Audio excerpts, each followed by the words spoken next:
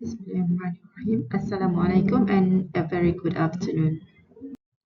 Okay, today we are going to discuss the last part of the fourth chapter, which is the circuit analysis using Laplace transform. Okay, to begin with, let's look at initial value theorem.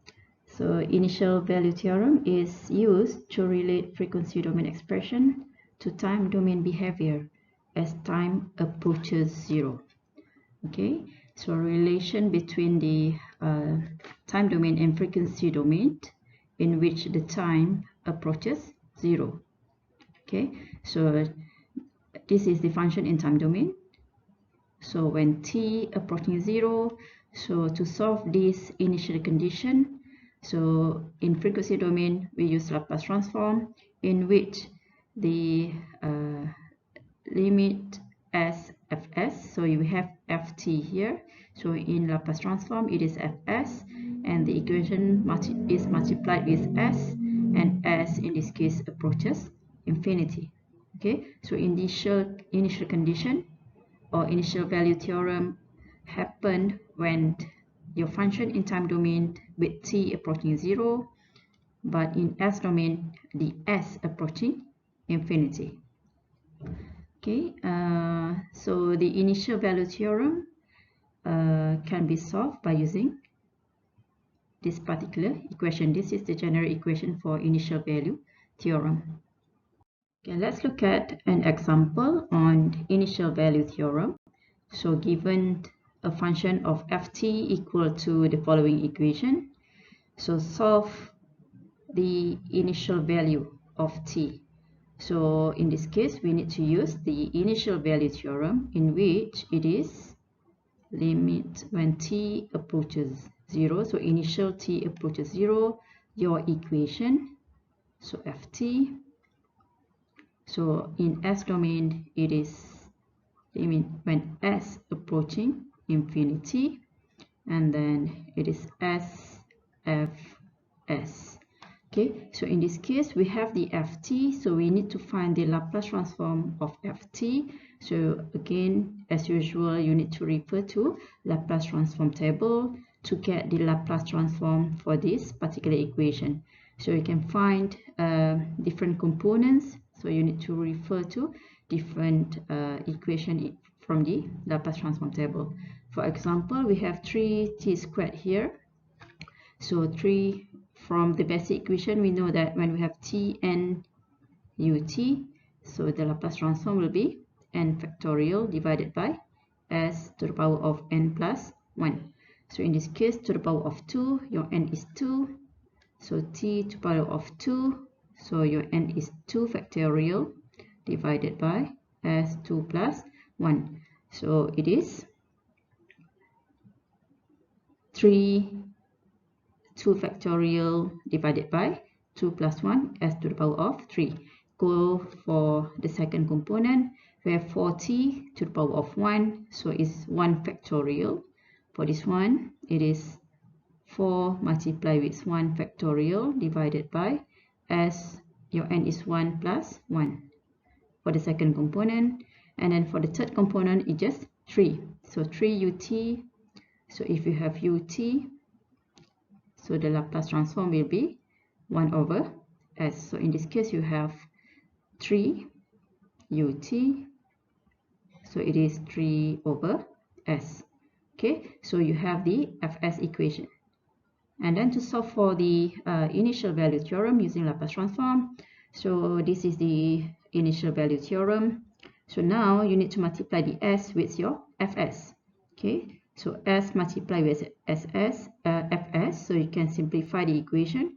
So s, this one become to the power of 2, this one become to the power of 1, and then 3 over s, multiply with s, you get 3.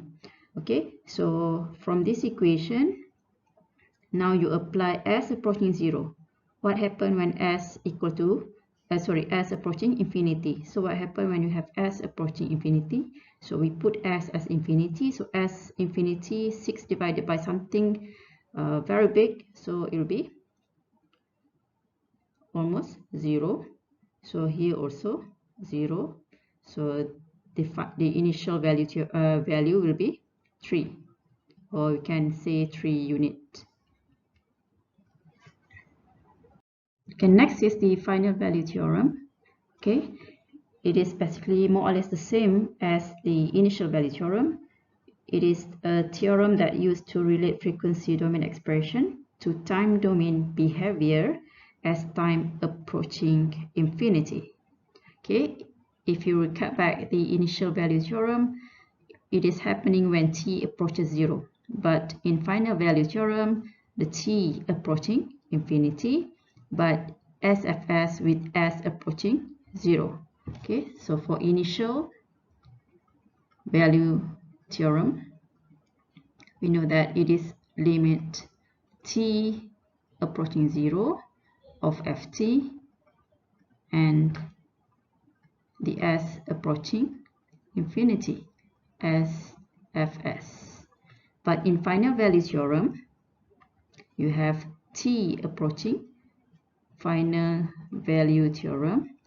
So you have the t approaching infinity. When it is final, meaning that t approaching the last condition, the last value, it is infinity of ft, and in s domain it is now s approaching 0 as fs.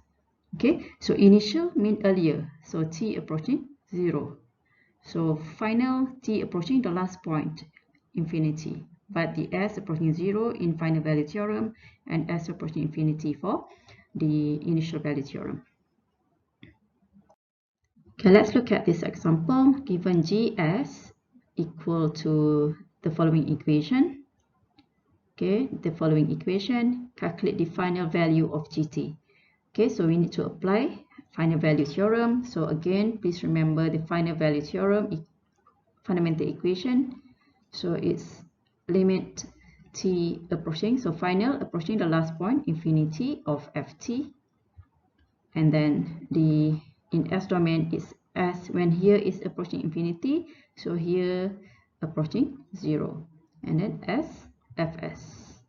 Okay, so in this case we use gs, so in time domain it is gt. Okay, so final value theorem for this particular equation, so it is limit t approaching infinity of gt, and here is limit s approaching 0 of s multiplied with gs. So now we have you have the gs given to you, so you just need to multiply your gs with s. Okay, so s with your the given gs, 2s plus 2 divided by s plus 3, s plus 4. Okay, so simplify the equation.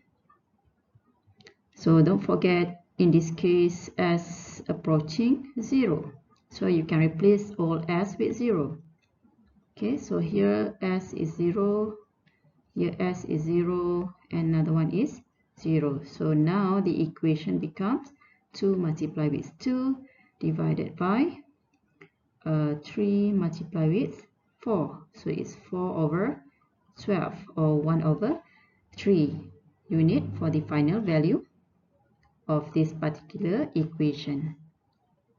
Okay, let's look at this example. So please try this out. The answer is given to you at the bottom underneath the question.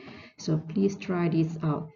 Okay, the question asks you to solve for initial and final value of xt. So don't forget the initial value theorem.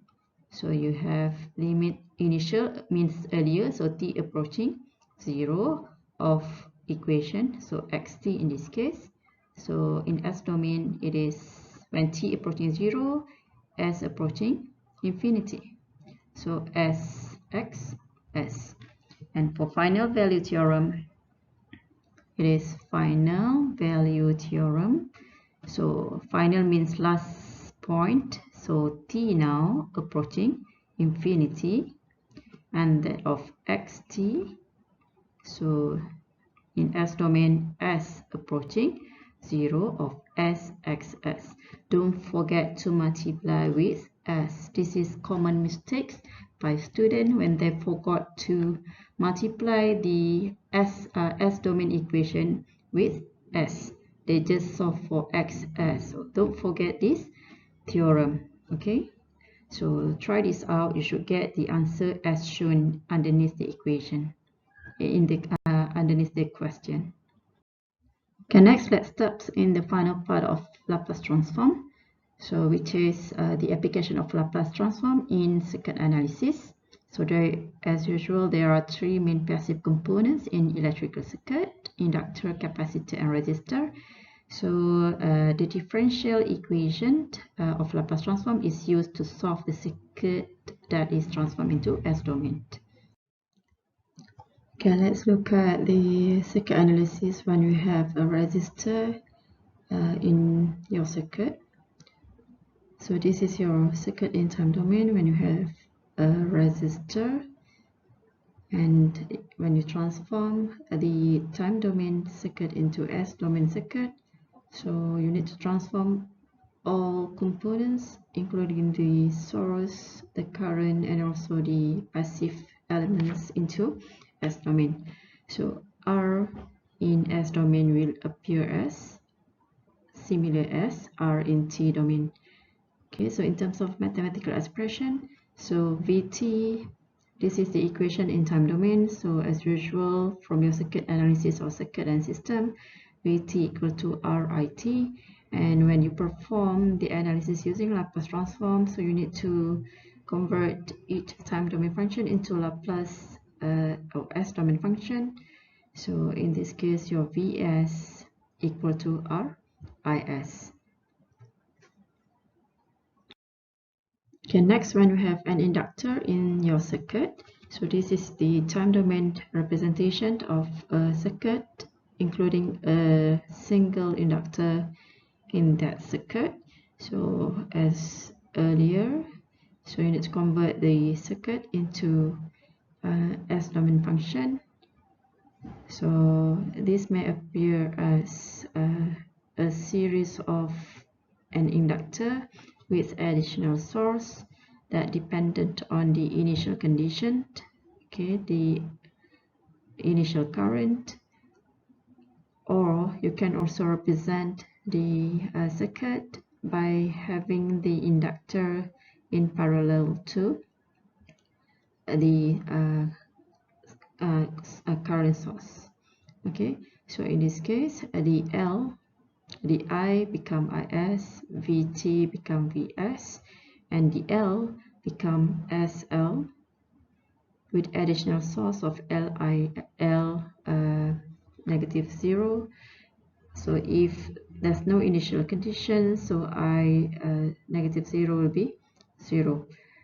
So or in the parallel representation, so again the L in time domain will become SL in S domain, and the initial state or additional current source of I naught divided by S. So in terms of mathematical representation, so in time domain, Vt equal to L di over dt. So if convert this into S domain, okay, so L di dt, so you have differential equation in time domain. So when you convert into S domain, so you need to perform conversion of differential equation. So di to the power of 1, so you have single s, sis minus I naught. So I naught is the initial current, and this equation can be further expanded into this form. So this is in terms of Vs, or you can also represent the equation in terms of Is. So from this equation you can get the Is equation for an inductor in a circuit. Okay, next let's consider when you have a capacitor inside a circuit. So this is the time domain representation of the circuit. So you need to convert the circuit into S domain function. So either you can use series connection, or you can also use parallel connection. So this capacitor will be represented as a series of capacitor with additional voltage source, so that dependent on the initial condition, initial voltage value, and also the C become 1 over SC, while in parallel connection C will be 1 over SC in S domain, and additional current source of C, V0. Okay, so in terms of mathematical representation, so IT equal to C dVt over dt. So again, you have differential equation in time domain, so you can perform conversion in Laplace transform. So SVS minus V0, and you can further expand the equation into this form. So from here you can get the Vs equation, which is equal to the following equation. Okay, this slide summarizes the method of solving circuit analysis using Laplace transform. So the first step, you need to determine the initial condition, either initial current or initial voltage, by using your knowledge in circuit theory or circuit and system. So then you need to convert all components, including the source, the resistor, inductor, and capacitor, into S-domain function, including its initial voltage or current. And then the second step, you need to transform the given time domain circuit into S-domain function, and you need to sketch the S-domain circuit diagram. So usually that's marked for the sketching. Okay, so in order to solve circuit using Laplace transform, so it will be recommended to sketch or include a diagram of S-domain circuit after conversion from time domain. So next you need to solve the S-domain circuit, okay, depending on the question. And lastly, you need to perform the inverse Laplace transform to get the time domain function. Okay, and let's look at the first example, a simple example on circuit analysis using S-domain function. So find IT when the switch S is closed at t larger than 0, with assumption that the value of initial current equal to 5 ampere. Okay, so again, you need to remember the first step. So the initial current is given, so you just need to convert the given circuit into S-domain equivalent circuit. Okay, so in order to solve this, to find IT using Laplace transform analysis, so first we need to convert the given circuit into S-domain function. So we can use this one. So in this case, the L will become SL. So in this case, the L equal to 2. So it becomes 2S. And then Li naught, so as stated in the question, so I naught equal to 5 ampere. Therefore, Li naught, so your L is 2 multiplied with I naught 5. So it is equal to 10. Okay, and then you have the resistor, so the R stay at it as it is in S domain, and then you need to convert the Vt equal to 3 ut into Vs. So in this case, when you have ut, it is 1 over S. Okay, so this is your circuit. So the source is 3 over S, and then you have the series of inductor with additional voltage source, and then you have the resistor. Then you can solve for RS. So you need to represent the Laplace transform equivalent circuit, and that's mark allocated for your sketching. Okay, so then you need to perform further analysis using mathematical expression. So in this case, you can write the loop equation, so you can find the IS. So in this case, you need to perform as usual the partial fraction expansion to determine what is the a and b, and then you need to write the equation again after you have calculated what is a and b, and finally you need to perform inverse Laplace transform to get it as the final answer. Okay, with that I end the first part, so I'll be providing you with more examples in the next presentation. Thank you.